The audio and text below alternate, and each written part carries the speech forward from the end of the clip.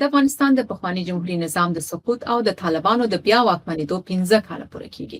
په دې 15 کلونو کې افغانستان څه له لاسه ورکړل؟ طالبانو څه لاسته راوړنې لرلې او د هیواد سیاسي، اقتصادي، امنیتي او ټولنیز وضعیت کوم لوري ته روان دی؟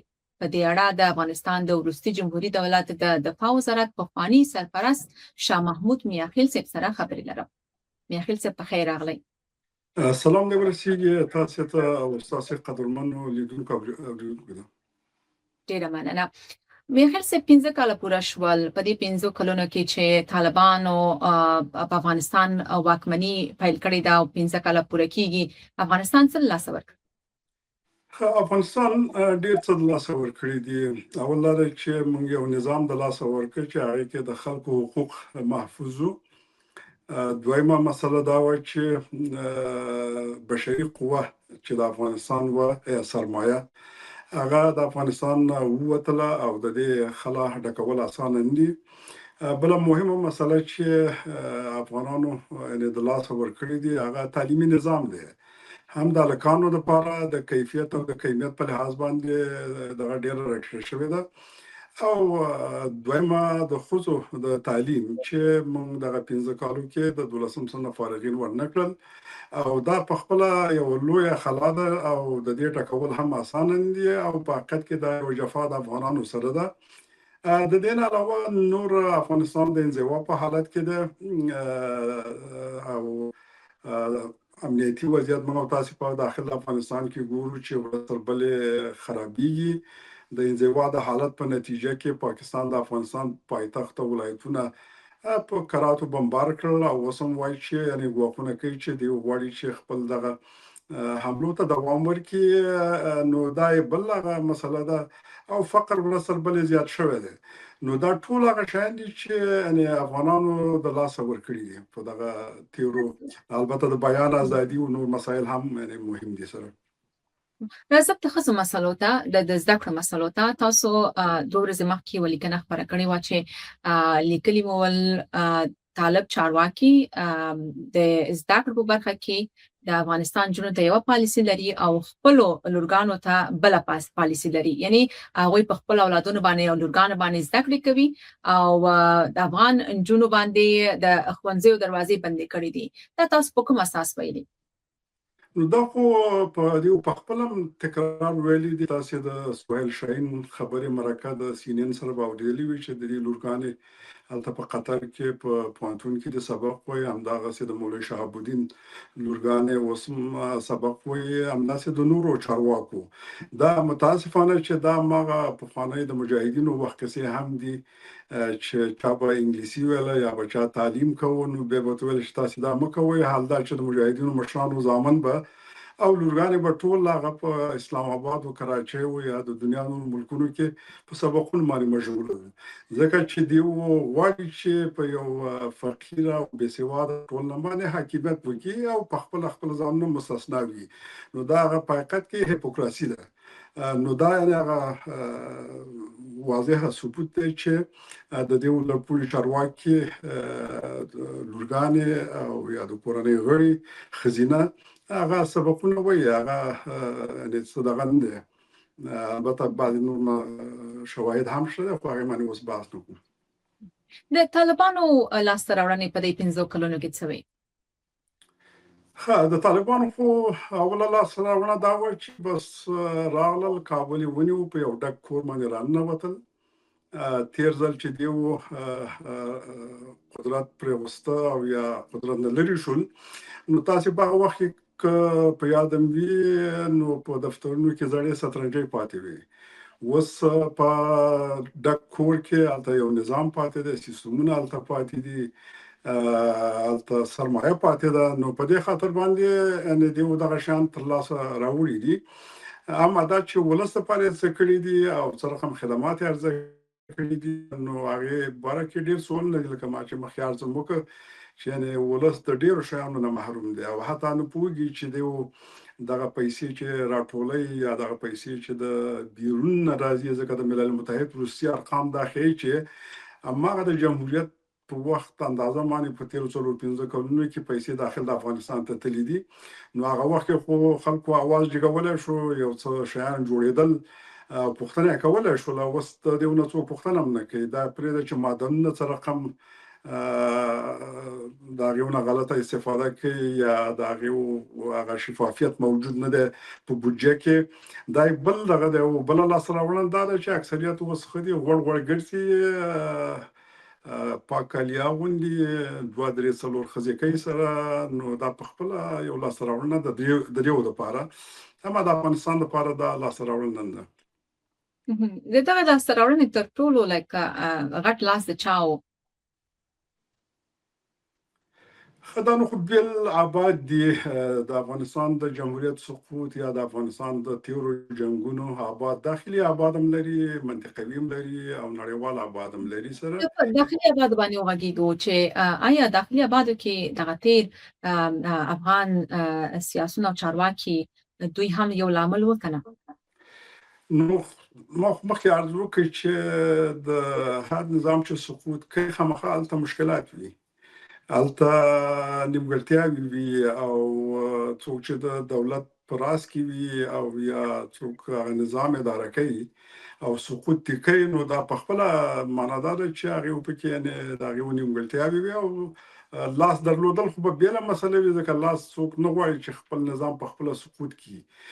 اما دا چې سقوط شو، یعنې د بعضې غلطو پالیسیو یا تګلارو په اساس باندې دغه نظام سقوط شو، او دا یو مسله ده چې یعنې نیمګړتیا که نه وي نو سقوط به هم نه رامنځته کېدلی. اوس کله شو هغه افغان لکه تیر افغان سیاسون چې بهر یا داخل کې مبارزه کوي، دوی ولې په دغه 15 کلونو کې نه دي توانېدلي چې یو منظم اپوزیسیون جوړ کړي؟ متاسفانه چې هم افغانان یا سیاسیون چې بیرون دي یا نور تکنوکراتان چې کوم یو دي یا نور په خپله طالبان دي، د تیر تاریخ نه دې عبرت نه دی اخیستی. او همدا علت دی چې هماغه لکه تاسې هم دا مخکې پوښتنه چې وکړه، موږ زیات په ماضي باندې غږېږو. نو ماضي خو صحیح ده، که ماضي کې مشکلات نه وی خو دغه حالت ته به نه راتلی. نو خبره دا ده چې د ماضي نه موږ څه عبرت اخیستی دی چې بیا د دغسې حالت سره مخامخ شو. نو متاسفانه چې نه طالبانو د ماضي نه عبرت اخیستی دی، نه مخالفینو یا هغه څوک چې د طالبانو سره فکري لحاظ باندې جوړ نه دي. ټولو عبرت دغسې او همدا علت ده چې دوی ونه شو کړی چې یو قوي انسجام رامنځته کړي، او حتی په 15 ټکو باندې دوی په خپلو منځو کې سره توافق ونه کړ. نو دغه نیمګړتیا د دې باعث شوې ده چې طالبانو عمر یعنې لږ زیات شي. او بعضې وخت طالبان دا وایي چې طالبانو بدیل نشته دی، خو بدیل خامخا پیدا کېږي. د ملا محمد عمر بدیل پیدا شو په اوسنیو شرایطو کې. څنګه؟ په اوسنیو شرایطو کې د طالبانو بدیل شته؟ بدیل سیستم رامنځته کوي، بدیل شرایط رامنځته کوي. نو دا که موږ په اشخاصو باندې غږېږو، صحیح ده چې احمد محمود به د دې بدیل نه وي، خو دا بدیلونه رامنځته کېږي. یعنې دا که نه وی طالبانو ته به نوبت نه رسېدلی. نو په دې خاطر باندې د ملا محمد عمر بدیل پیدا شو، ملا منصور را پیدا شو، د ملا منصور بدیل را پیدا شو ملا هیبت الله. اوس ملا هیبت الله نه پوهېږم چې شته که نشته دی، د دې بدیل به هم خامخا رامنځته کېږي. دا بدیلونه رامنځته کېږي. دغه اصلا د بدیل خبره دا په هر څوک چې په قدرت کې وي هغه وایي چې د احمد محمود بدیل نشته دی. اما په سیاسي نظامونو کې، په سیاست کې، په حکومتدارۍ کې د هر چا بدیل پیدا کېږي. نو بعضې وخت کې بدیلونه ښه وي، بعضې وخت کې بدیلونه خراب وي. نو دا طالبان هم بدیل و چې جمهوریت بدیل شو، هغه د جمهوریت نه حالت بدتر شو. نو دا بدیل به رامنځته کېږي، یا به ښه وي یا به خراب وي. میاخیل صاحب دا ده چې 15 کلونو کې یو منظم واحد سیاسي محور یا اپوزیسیون نه دی جوړ شوی. نو وروسته له دې به څه داسې کېږي چې دغه سیاسي جریانونه کې کدي دا سیاسي تیر چارواکي چې دي دوی وشي کولای یو منظم سیستم را جوړ کی او یو منظم اپوزیسیون را جوړ کی او د طالبانو یو بدیل رامنځته کړي. اصلي خو دا د بدیل کلمې سره زه چندان موافق نه یم، ځکه چې څه ورته کاروي د بدیل په ځای؟ بدیل معنا دا چې ته لرې شه ما ته قدرت راکړه. هدف همدغه د نفي او د انحصار سیاست قدرت پالیسي دی چې موږ ویل چې احمد محمود بدیل شي سره. نو دا کار سمه نه ده. خلقیانو دا کار وکړه، نتیجه ورنه کړله. مجاهدینو دا کار وکړه، نتیجه ورنه کړله. په خپله طالبانو تیر ځل دغه مسله د بدیل رامنځته کړه، نتیجه ورنه کړله. جمهوریت کې یو 50-50 مسله وه، ځکه چې مختلف رژیمونو کسان هلته برخه واخیستله او یو بیان ازادي و، یو سیستم رامنځته شو. خو یو څه دوام یې وکړ، اما بیا هم هغه پالیسي د حکومتوالۍ چې وه د هغه پخواني بدیل په شکل باندې وه چې یعنې موږ ته باید سهم راکړل شي او دغه د سهم سیستم نتیجه ورنه کړل سره. نو اوس طالبان هم همدغه خبره کوي چې زموږ بدیل نشته دی. نو خبره دا ده چې دلته بدیل مثلا د مسله دا ده چې ما په خپله لیکنه کې چې تاسو ته یادونه وکړه، زموږ هدف دا دی چې آیا موږ څه رقم افغانستان غواړو چې یو باثباته او پرامن افغانستان وي، چې خلک آرام ژوند وکړي او ټول حقوق ولري، او که داسې افغانستان غواړو چې نه بس څوک چې زورور وي، چا سره ټوپک وي او بس نیم زرمه ټوله د ملا یا زما، نو دا نتیجه نه ورکوي سره. نو موږ داسې یو پروسې ته ضرورت لرو چې هغې کې د افغانستان ولس برخه ولري او بیا په خپله هغه د نظام باره کې، هغه د سیستم په باره کې تصمیم ونیسي. اوسنی وخت کې دوه بدیل دي چې یا طالبان لرې که او یا دا چې جنګ کوو. دا دواړه بدیل کېدلی نشي سره.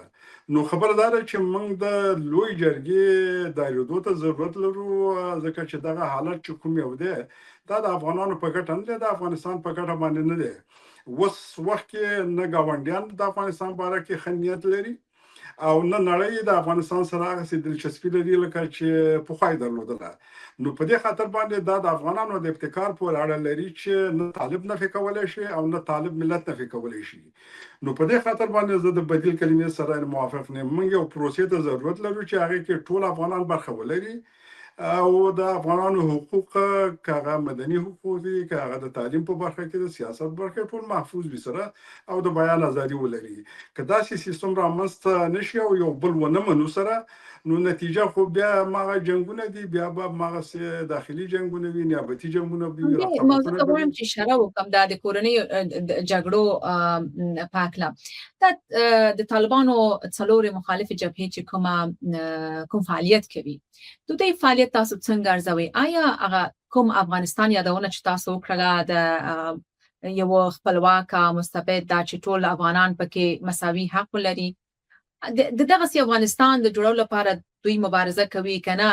شاید دا د دوی دغه کومه مبارزه چې روانه ده یا کوم فعالیت چې دوی کوي بیا کورنیو جګړو ته لار هواره کړي او کورنۍ جګړې بیا تکرار شي؟ ګورئ، ما خو مخکې عرض وکړ چې د تاریخ نه زموږ عبرت څه دی. که جګړه د افغانستان د مسایلو حل وي نو د 50 کاله جګړې وشولې، نتیجه یې ورنه کړله. طالب تیر ځل په جګړه راغی خو نتیجه یې ورنه کړله. دا ځل په جګړه راغلی دی، علت هم دا شی د په جګړه راغی د سولې د لارې د خبرو اترو لارې رامنځته نه شو. که سبا ته بل یو قوت راپاڅېږي یا یې ګاونډیان حمایه کوي یا دنیا حمایه کوي، بیا افغانستان ته راځي، بیا نتیجه نه ورکوي. نو په دې خاطر باندې جنگ چې کوم یو دی یا نظامی فعالیتونه چې کوم یو دي، دا وسیله د هدف نه دی. نو کله چې ډیرو کسانو تاسې وګورئ هغه چا چې جنګونه شروع کړي په اوله کې، اوس هغه مطرح نه دي، اما جنګونه دوام کوي. دغه کسان به جنګونه شروع کړي. جنګ شروع کول اسانه دي، اما د جنګ ختم ستا په لاس کې بیا نه دی. اول ډز به ته کوې خو دویم ډز بیا هغه ختم د ډز چې کوم یو دی هغه ستا په واک په قدرت کې نه دی. استخباراتي جګړې همدغسې دي. نو په دې خاطر باندې چې کله ستا هغه سیاسي تګلاره واضحه نه وي، معلومه نه وي او هغې دپاره ته تشکیلات ونه لرې، نو یوازې یو کس راپاڅېږي او بس وایي چې زه جبهه لرم او د یو ځای نه کومک اخلم، یو څو کسه استخداموي، نو دا نتیجه نشي ورکولی او د افغانستان او د افغانانو په ګټه باندې نه ده. البته دا د دې معنا نه ده چې موږ ویو چې نه طالبانو مسله سمه ده.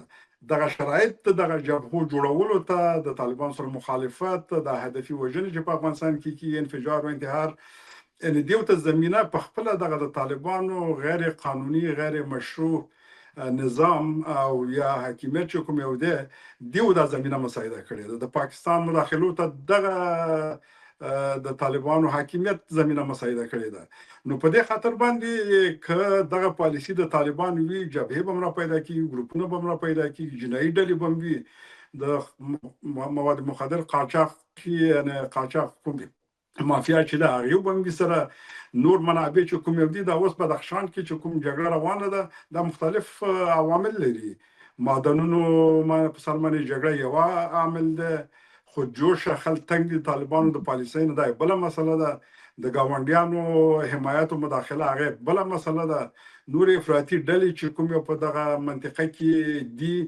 او غواړي چې په چین او تاجکستان او ازبکستان نور ځای فعالیت وکړي هغه هم دغه یو ماحول ته ضرورت لري چې الته نامني وي سره نو خبره ده چې رسم دې ته وضعیت هم دغه دوام وکړي او ملي مشارکت رامنځته نشي په دغه صورت کې طالبان په دې حالت کې ادامه ورکړي او څو کال نور هم په افغانستان او واکمن شي افغانستان څه پاتې چې افغانستان له لاسه ورکړي او بیا کوم حالت ته روان دی نو موږ په هر ورځ د طالبانو د موجوده پالیسي چې کوم یو ده یعنی هر ورځ چې تیرې افغانستان یو کال وروسته پاتې کیږي نو اوس موږ وګورو چې 15 کال مخکې د خلکو هغه لیوالتیا طالبانو لپاره څنګه ما یو څوک راغلی د کابل نه نو هغه سره مې خبرې کولې وې د طالبانو یو لړ پولیس چارواکي ته مې ویل چې 90% خلک تاسو نه ناراضه دي د موجوده پالیسۍ نه و هغه ویل چې په خپل 90% طالبان هم د طالبانو د مشرتابه د پالیسۍ یا د تګلارې سره یعنی موافق نه دي او ناراضه دي نو دا د خلکو هغه ناراضیتي ورسره بل اضافه کیږي او کله چې خلک مایوس شي خلک بل چاره ونه لري نو بیا خو د جنگ هغه د پرسونل یا د جنگ د سوخ مواد هغه خو کافي دي نو د ډیر مواد ته ضرورت هم نشته ده یعنی معنا دا چې یعنی یو زر 2015 لزر کسه ځوانان خامخا یو طرف ته بل طرف ته هغه جذبېدل شي او بدامني او مشکلات جوړول شي سره نو په دې خاطر باندې یعنی کداغه پالیسی هر ورځ دوام کوي یعنی موږ یو کال وروسته سره نو موږ یعنی په ښه حالت کې نیو نه طالبان په ښه حالت کې دي نه د افغانستان ولس په ښه حالت کې نه طالبان مخالفین په ښه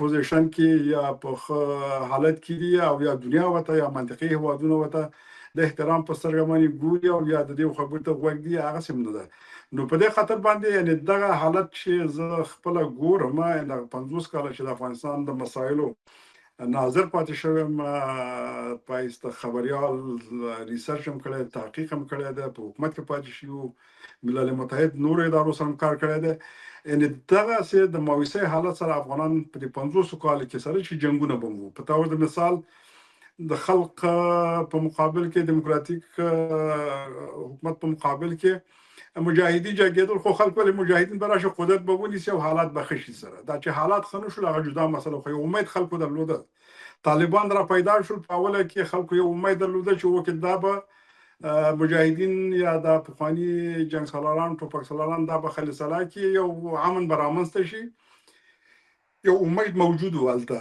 جمهوریت هم دغه چې رامنځته شو خلکو ویل چې یو نظام به جوړ شي سیستم به جوړ شي تعلیم به بیا به بیان ازادي وي خلک به ژوند او دغه خشي سره یو امید موجود وو حتی د طالبان هم چې راته خلکو ویل زوړ کې د جمهوریت چې هر ورځ جنگونه رواني او امن راشي نو دا مې وغټه خبره ده نو یو امید